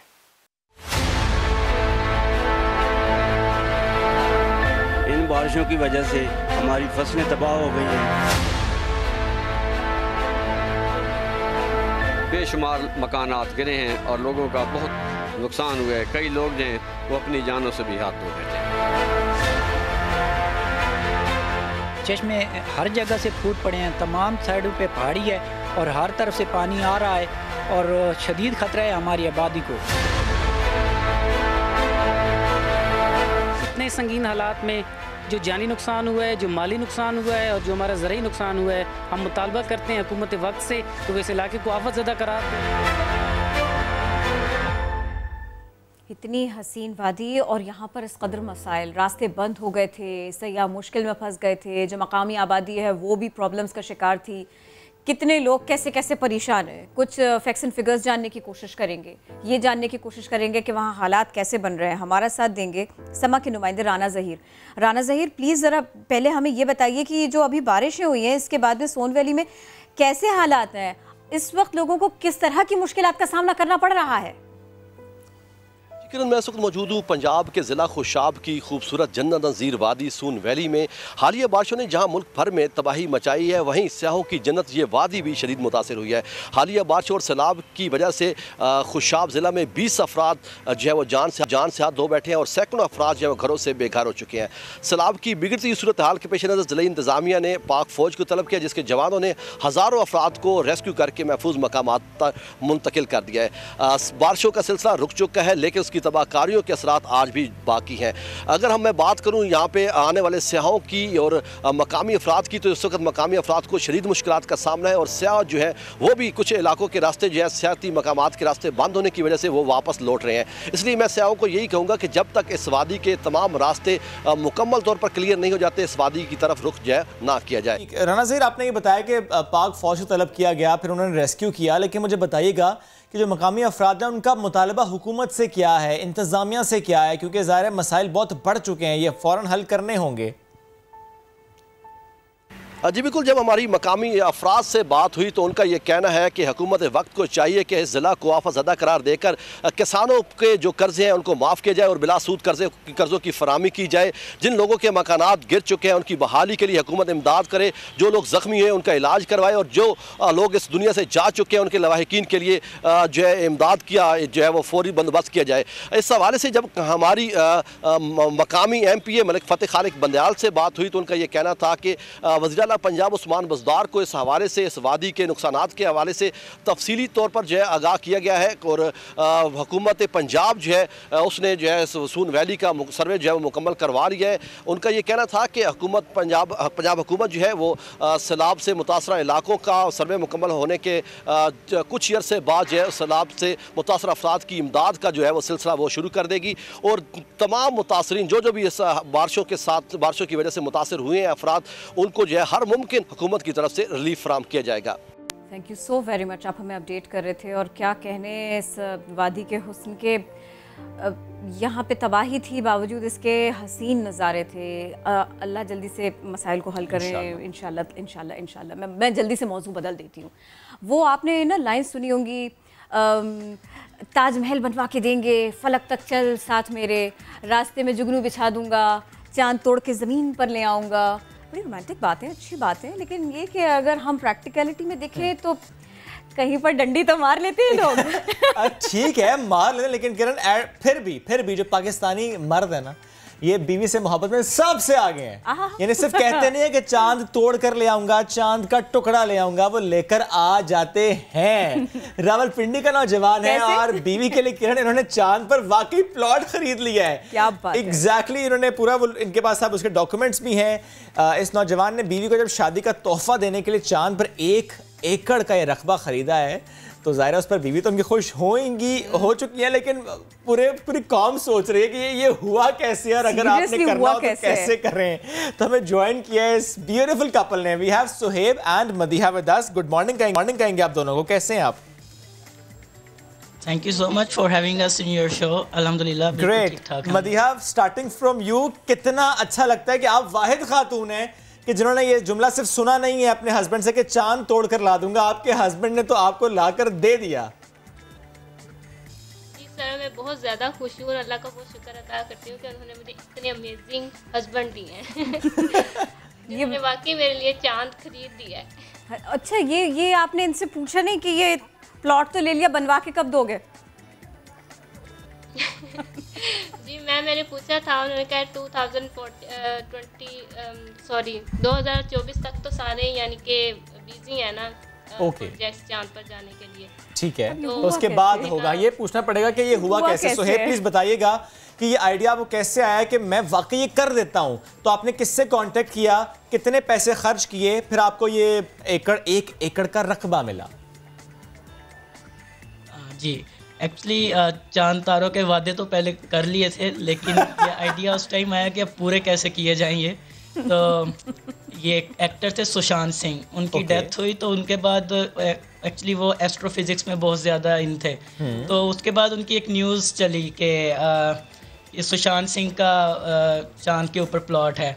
तो उसके बाद मैंने उनका इंस्टाग्राम खोला, उसके ऊपर उन्होंने पोस्ट किया हुआ था my piece of land on moon, लेकिन उन्होंने कोई कंपनी का नेम वगैरह नहीं लिखा हुआ था ये। तो फिर अचानक से उस कंपनी ने कुछ ग्रीफ नोट लिखा था सुशांत सिंह के बारे में, तो अचानक से गूगल पे मेरे वो सामने आ गया। तो फिर मैंने उस कंपनी में खोला और फिर मैंने उस कंपनी से कांटेक्ट किया, तो फिर उन्होंने मुझे बताया कि आप ऑनलाइन ऑर्डर कर सकते हैं। और इस तरह से शाहरुख खान की भी वहाँ लैंड है, रोनाल्डो की भी है, और यूएस के कुछ प्रेसिडेंट्स हैं, वो कंपनी क्लेम करती है कि उनकी भी लैंड है। तो फिर मैंने वहीं से एक कॉलोनी सेलेक्ट करके और इनके लिए एक कॉलोनी सेलेक्ट की, यानी वहाँ पे कॉलोनीज भी हैं, वहाँ पे सारी मार्किंग हुई भी है? जी जी, वहाँ पे सारी कॉलोनीज हैं। लाइक सुशांत सिंह जो हैं उनका प्लॉट है सी ऑफ मस्कोवी, एक कॉलोनी है। ओके, और आपका प्लॉट किस कॉलोनी में है? उसकी प्राइसेस थोड़ी ज़्यादा हैं। और शाहरुख खान जो है उनकी है कॉलोनी सी ऑफ ट्रंक्विलिटी, और हमारी कॉलोनी का नाम है सी ऑफ वेपर्स। ओके। और इसके अलावा भी हैं lake of rainbow, lake of rain, बहुत सारी कॉलोनियां तो सारे के सारे खूबसूरत हैं। उनकी मार्केटिंग भी किरण इस तरह तो नहीं होती? किस तरह होती है? कि मार्स के करीब या फलाने के करीब, क्योंकि यहाँ तो ये होता है एयरपोर्ट से 10 मिनट की ड्राइव पर कॉर्नर प्लॉट, बेहतरीन, कब्जा जल्द, इंस्टॉलमेंट दीजिए। तो वहां पर क्या मामला होता है ये इसका मार्केटिंग का?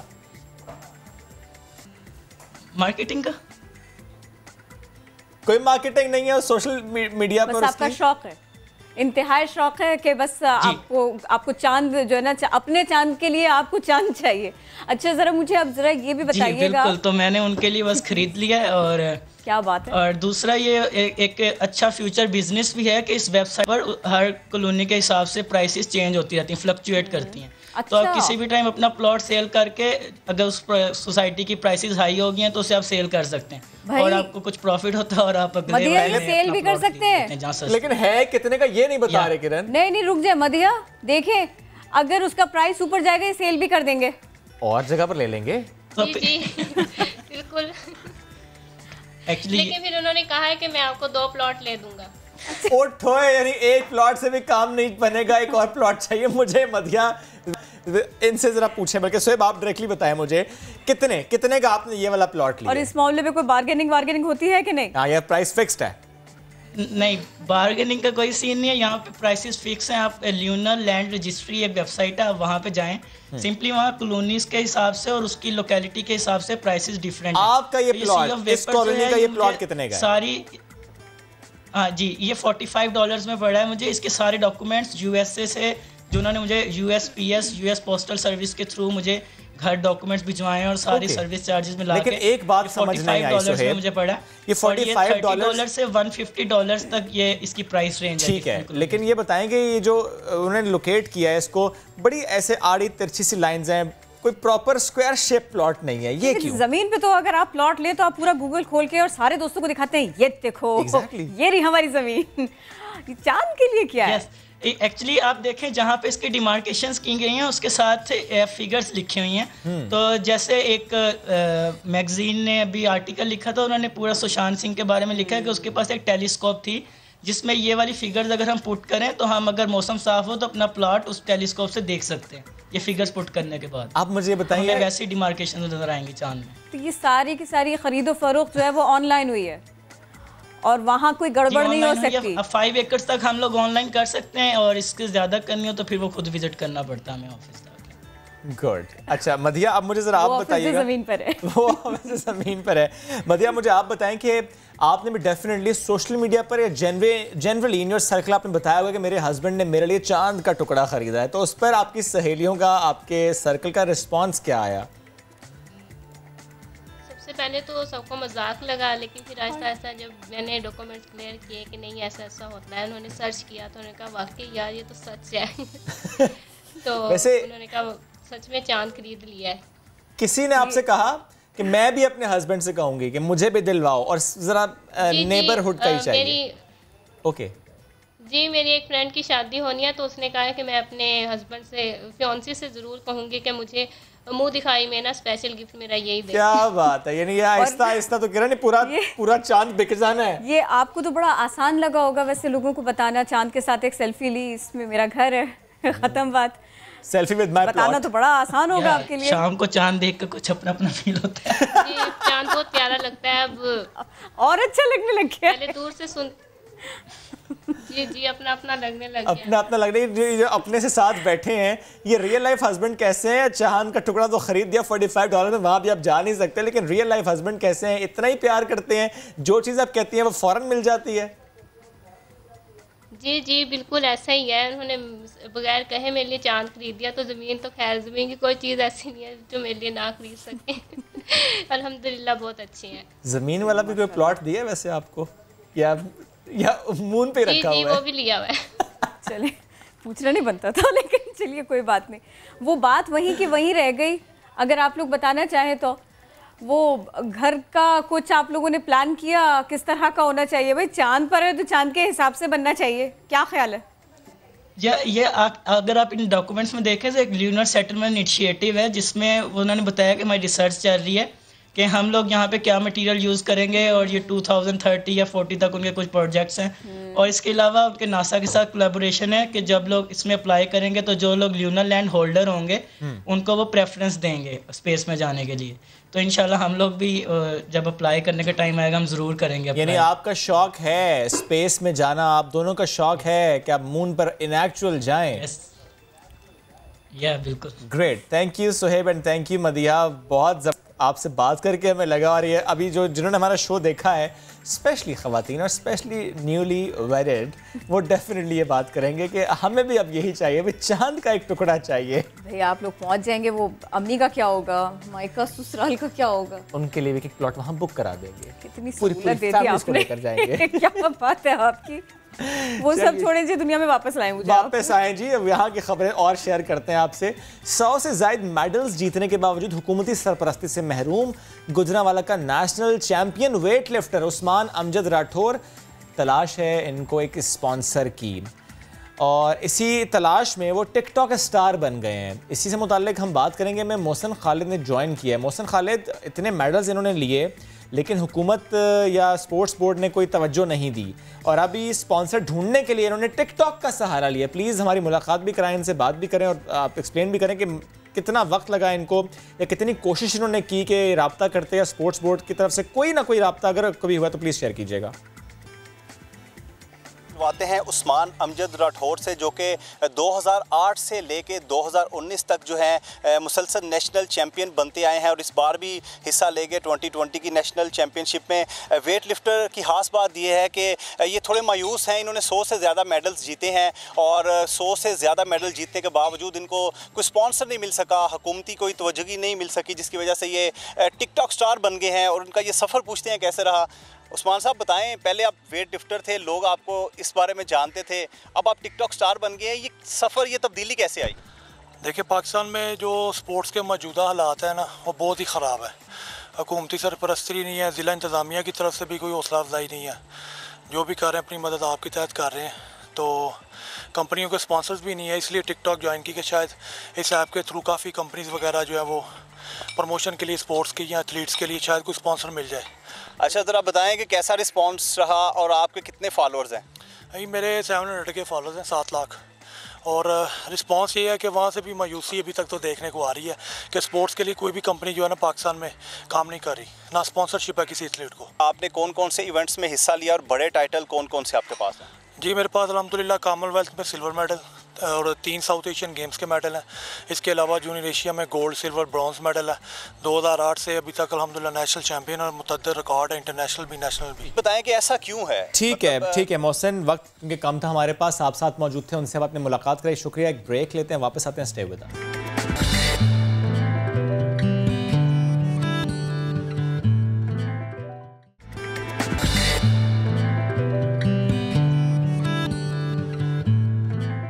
तालीम से महरूम नहीं रहेगा, आज हम इसकी बात करते हैं। पर्सन्स विद डिफरेंट एबिलिटी की बात करते हैं। कुव्वत बसारत से महरूम अफराद के लिए जो अच्छा काम हो रहा है, उनके लिए मुख्तलिफ किताबों को जिस तरह से ब्रेल में कन्वर्ट किया जा रहा है और उससे कितनी पॉजिटिविटी जनरेट हो रही है, कितनी सहूलत आ रही है, उस पर आज हम बात करेंगे। हमारा साथ देंगे इस मामले पर उमर फारूक साहब, आप CEO हैं बोलते Huroof, and we have Imran Shaikh with us. बहुत शुक्रिया आप दोनों का। उमर, स्टार्टिंग फ्रॉम यू, थोड़ा सा बताएंगे कि व्हाट एग्जैक्टली इज दिस बोलते हरूफ, और कितनी किताबें अब तक आप ब्रेल में कन्वर्ट कर चुके हैं? सबसे पहले अस्सलाम वालेकुम। ये जो बेसिकली पहले थोड़ा सा सोल्यूशन बताने से पहले अगर प्रॉब्लम बता दी जाए तो मैं खासी ज़्यादा बेहतर अंडरस्टैंडिंग होगी।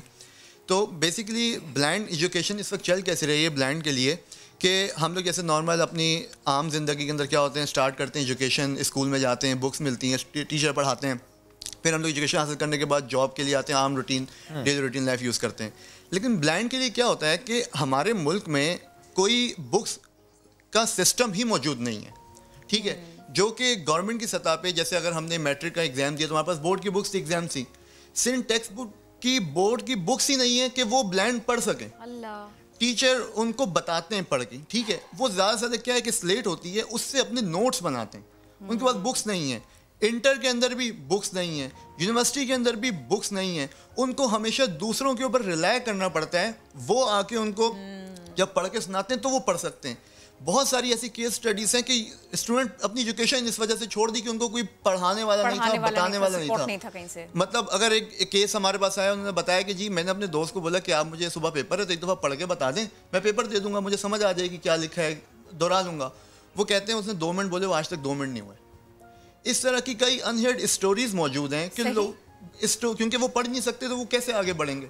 जब एग्जाम का टाइम आता है तो पेपर जो बोर्ड बना के देता है वो उनके पास तो आंखें ही नहीं है, वो कैसे देखेंगे, उनकी बुक्स होती हैं ऐसी। तो जहां वो compete कर सकते हैं वहां पर भी उनकी जिंदगी में अड़चन ही अड़चन है। बिल्कुल। अब जैसे ये बुक्स हैं, ये हाथ लगा के पढ़ते हैं, ठीक है, ये पेपर जो है वो ब्रेल के अंदर दिया ही नहीं जाता उनको, क्योंकि सिस्टम नहीं है। बहुत बड़ा प्रॉब्लम है ये भी। एक बंदे को बिठाया जाता है, वो उनको पढ़ के सुनाता है पेपर क्या है, वो बोलते हैं और फिर वो लिखता है। ये सारे के सारे मसाइल, और उसमें फिर आप लोगों की वर्किंग, आपका हैजर्ड, आप लोगों का ये जितना भी काम है, ये कैसा रहा? हमने इसके ऊपर काफ़ी टाइम लगा, हम लोग तकरीबन 1.5 साल लग गए इसके ऊपर रिसर्च वर्क करने पे। काफ़ी ब्लाइंड के साथ मिले, इमरान भाई ने खासतौर पर काफ़ी सपोर्ट किया, खुद भी क्योंकि ब्लाइंड है, और इन्होंने ही हमें स्टार्ट में सारे प्रॉब्लम्स बताए थे कि क्या ये हमारे साथ मसले हैं। उर्दू टेक्स्ट टू स्पीच नहीं है, वो गूगल ने अभी रिसेंटली जो है लॉन्च की है, विंडोज़ में मौजूद नहीं है, मैक में अभी तक नहीं है। बुक्स के लिए जो हमने जो काम किया है, अब क्या है कि अब इस सॉफ्टवेयर के थ्रू बुक्स जो है वो इम्पोज हो सकती हैं, इनकी बुक्स प्रिंट नहीं होती है, सॉफ्टवेयर है ये जी। थोड़ा सा डेमोस्ट्रेट भी करें साथ साथ तो ज़्यादा आसान है। और हमने इसको ऐसा सॉफ्टवेयर बनाया कि इसको ब्लाइंड खुद भी यूज़ कर सकता है, तो यानी कि उसके लिए जॉब प्रोड्यूस हो सकती है। इसके अंदर हमने पूरा voice character feedback, word suggestion, algorithm, dictionary बना के इंटीग्रेट की है ताकि ब्लाइंड की जितने फीचर्स को ज़रूरत है वो सारे के सारे इस्तेमाल कर सके। अब आपको इमरान भाई जो है डेमोस्ट्रेट कीजिएगा। जी, ये बेसिकली जो सॉफ्टवेयर है बोलते रूप, ये टॉकिंग बेस्ड सॉफ्टवेयर है। इससे हम इंक प्रिंट की जो उर्दू है वो टाइप करेंगे और फिर उसको हम ट्रांसलेट करेंगे जो कि ब्रेल में कन्वर्ट हो जाएगी। ओके। और उसके बाद हम इसका एम्बोज प्रिंट ले सकते हैं। लेट्स सपोज मैं अगर यहाँ पे इस वक्त लिखूँ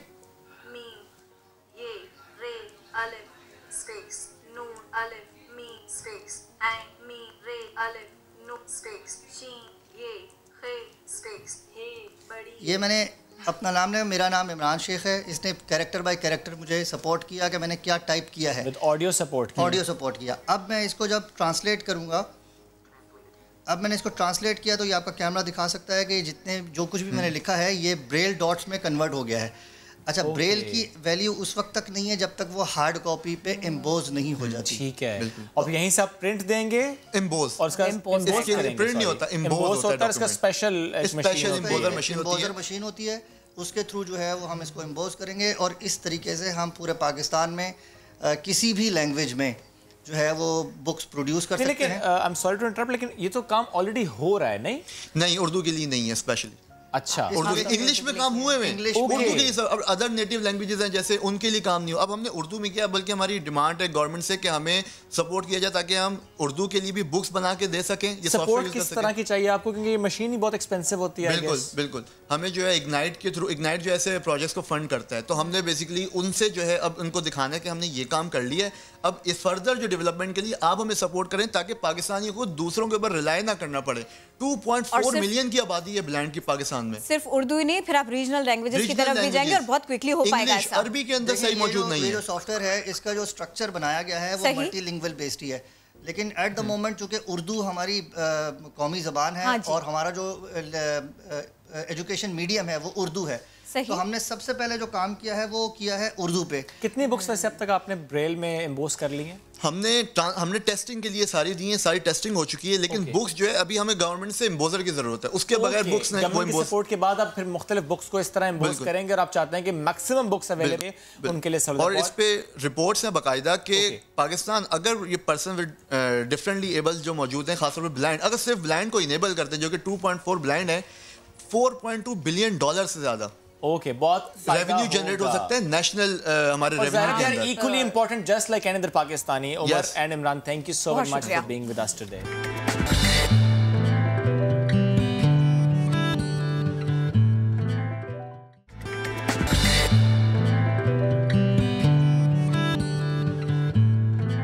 हम पढ़ते थे उस वक्त बात होती थी सिर्फ मेडिकल और इंजीनियरिंग की, फिर थोड़ा थोड़ा वक्त बदला और फील्ड्स खुलती चली गई, उनसे मुतालिक लोगों ने तालीम हासिल करना शुरू की, लेकिन स्टिल हम लैक कर रहे हैं। अब हम कहाँ लैक कर रहे हैं? फॉर एग्जांपल अगर हम बात करें कि हम कुछ ऐसे जगहों पर लैक करें कि अच्छा ये अगर बच्चों को सिखाया जाता, ये टेक्निक सिखाई जाती, ये गुर सिखाया जाता, तो बच्चा ज़्यादा अच्छा कमा भी लेता और ज़्यादा अच्छा एज फर्द उभर के सामने आता। एक और बात भी है इसके अंदर, और वो ये कि अब देखिए दुनिया चेंज हुई है। कोरोना, आफ्टर कोरोना और इस सब के साथ साथ में अब जो है कंफ्यूजन है, तालीम शोबा आपका क्या होगा, करियर आपका क्या होगा। एग्जैक्टली शो एक बड़ी दुरुस्त बात करना आपने की है।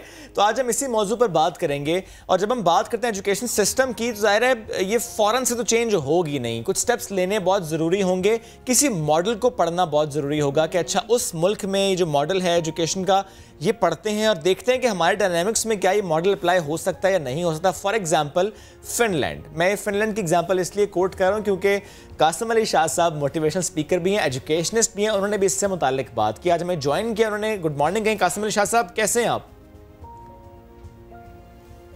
अस्सलाम वालेकुम जी, मैं बिल्कुल ठीक ठाक हूँ, बहुत बहुत शुक्रिया आपका। थैंक यू कासिम अली शाह साहब, बड़ा अच्छा मौजू है, बड़े दिल के करीब का मौजू है कि ज़ाहिर है अब हम सबको बड़ा सीरियस होकर सोचना है, स्पेशली पॉलिसी मेकर्स को, कि हमने अब कैसे अपने इस एजुकेशन सिस्टम को रिवाइव करना है, फास्टर इवॉल्व करना है इसको, क्योंकि ज़ाहिर है अभी ये वक्त है कि हम इन्वेस्ट करें इस सिस्टम पर, सोच भी इन्वेस्ट करें सिस्टम पर, इस तरीके से भी इन्वेस्ट करें कि ज़रा रिसर्च करें कि कौन से मुल्क का सिस्टम हम यहाँ पर ला सकते हैं चीज़ें बेहतर करने के लिए।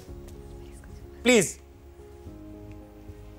अच्छा देखिए, हमें सबसे पहले वालिदैन, उस्ताज़ इकराम, एडमिशन, पढ़ाने वाले, पढ़ने वाले और हम सब जो सुन रहे हैं, हमें एक बड़ा अहम नुक्ता ये समझना है कि जिन पैमानों से हम मापते हैं काबिलियत को, वो पैमाने बदलें। बिल्कुल। हमारा एग्जामिनेशन सिस्टम सिर्फ एक बंदे की रट्टा लगाने की सलाहियत और जो याद किया हुआ है उसे पेपर पे प्रेजेंट करने की सलाहियत के अलावा कोई सलाहियत चेक नहीं कर सकता। यानी ये असेसमेंट कि बंदा टैलेंटेड कितना है, इसके पास स्किल्स कौन सी हैं, हुनर कौन सा है, स्ट्रेंथ क्या है, वीकनेस क्या है, ये इस एग्जामिनेशन सिस्टम से असेस नहीं किया जा सकता, इससे भांपा नहीं जा सकता।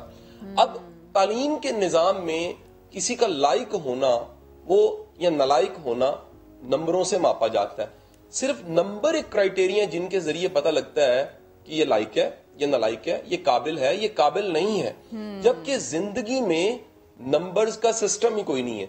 आप जिंदगी के तमाम चैलेंज, आपकी पर्सनल लाइफ, आपकी प्रोफेशनल लाइफ, आपकी कारोबारी, समाजी, माशरती, किसी भी तरह की जो जिम्मेदारी है, उसमें आपके हुनर का, आपकी सलाहियत का और आपकी कैपेबिलिटी का बड़ा गहरा ताल्लुक है।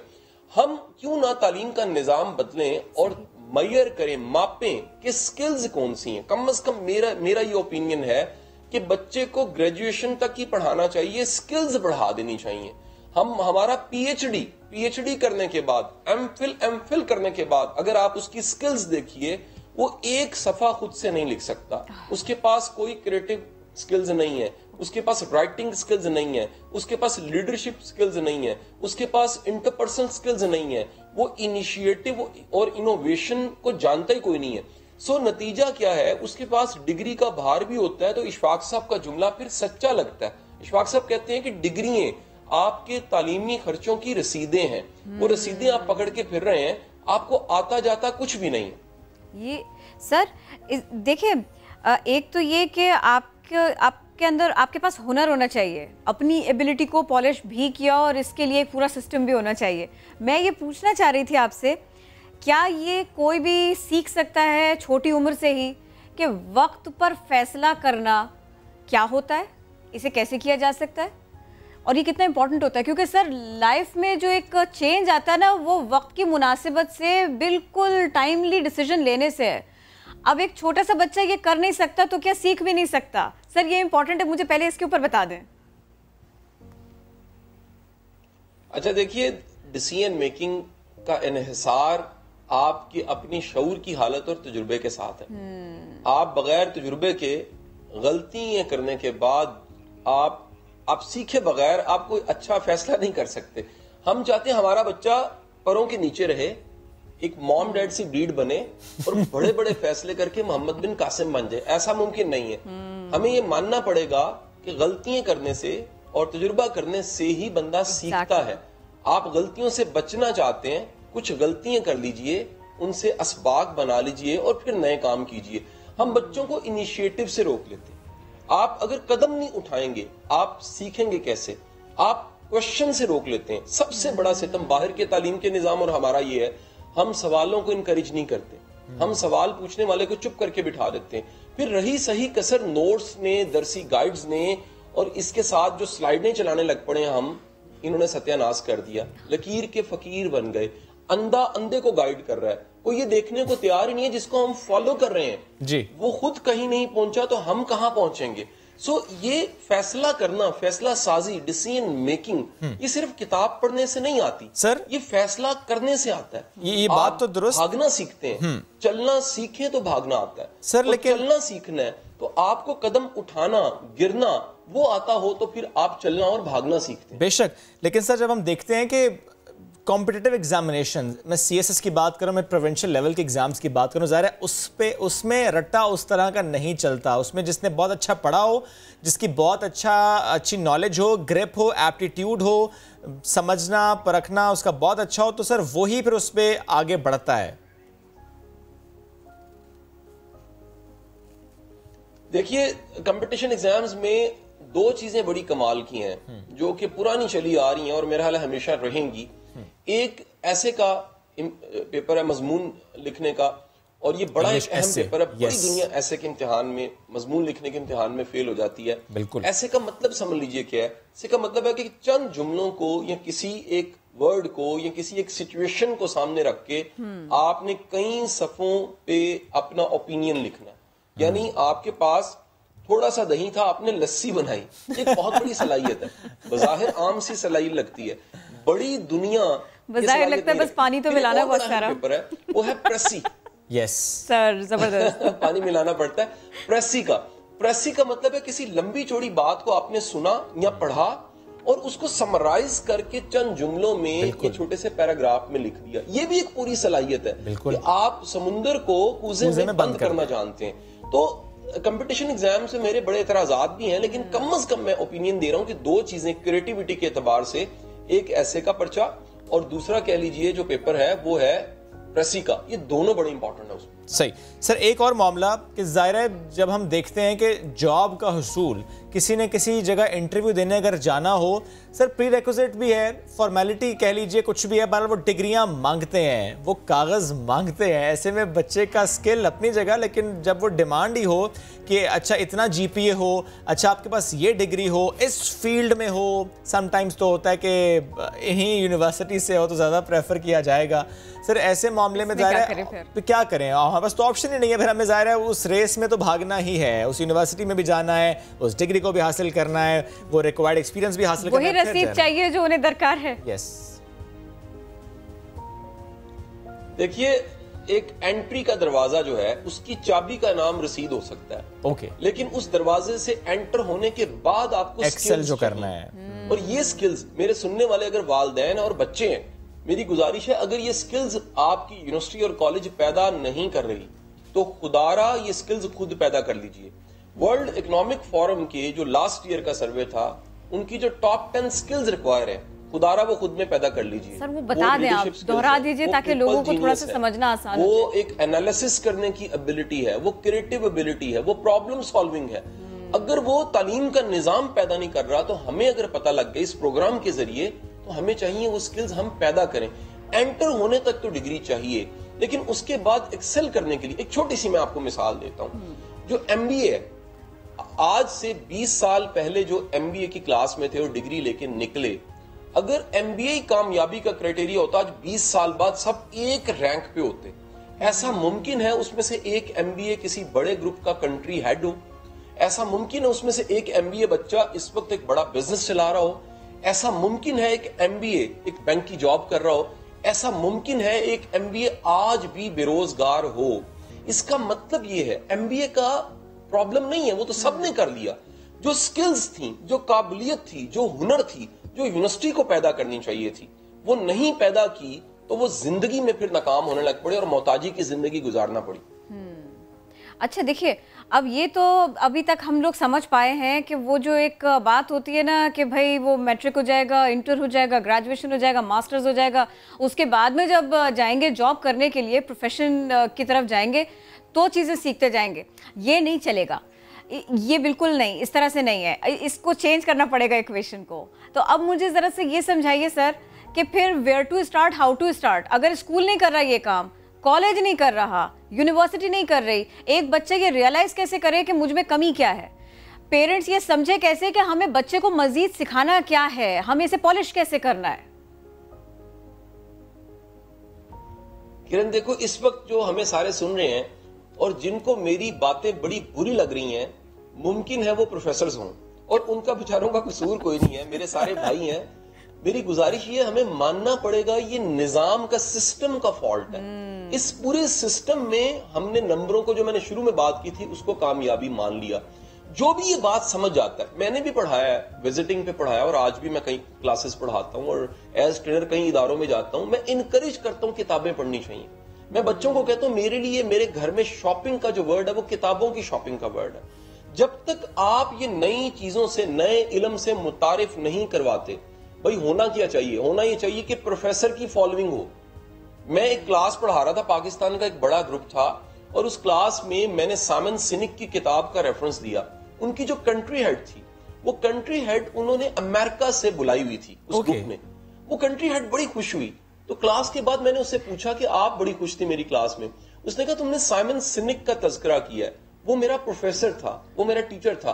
अब अमेरिका का प्रोफेसर, उसकी फॉलोइंग पाकिस्तान में है, पाकिस्तान का प्रोफेसर, पाकिस्तान का PhD, पाकिस्तान का एक एकेडमिशियन, काबिल बंदा, उसकी दुनिया में फॉलोइंग क्यों नहीं है? क्योंकि वो यूट्यूब पे नहीं है, क्योंकि वो अपना कंटेंट शेयर नहीं करता, क्योंकि वो अपने विजडम शेयर नहीं करता। क्यों नहीं करता? क्योंकि वो खुद नहीं पढ़ता।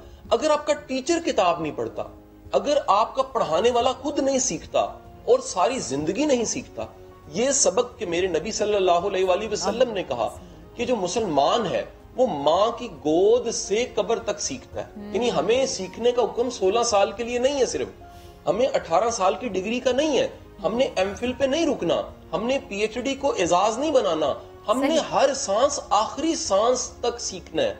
ये मेरा दीन है। तो जब आप सीखना शुरू करते हो, लर्न करते हो, तो पता लगता है कितनी स्किल्स बढ़ गई। भाई जो जितना कीमती है उतना उसका दाम है, जो जितना काबिल है उतना ज्यादा अपॉर्चुनिटीज उसके पीछे आती हैं। Sir thank you so very much, बहुत सीखने को मिला, बहुत कुछ सीखने को मिला और उस्ताद से बात करने के बाद शागिर्दों को चुप हो जाना चाहिए। एग्जैक्टली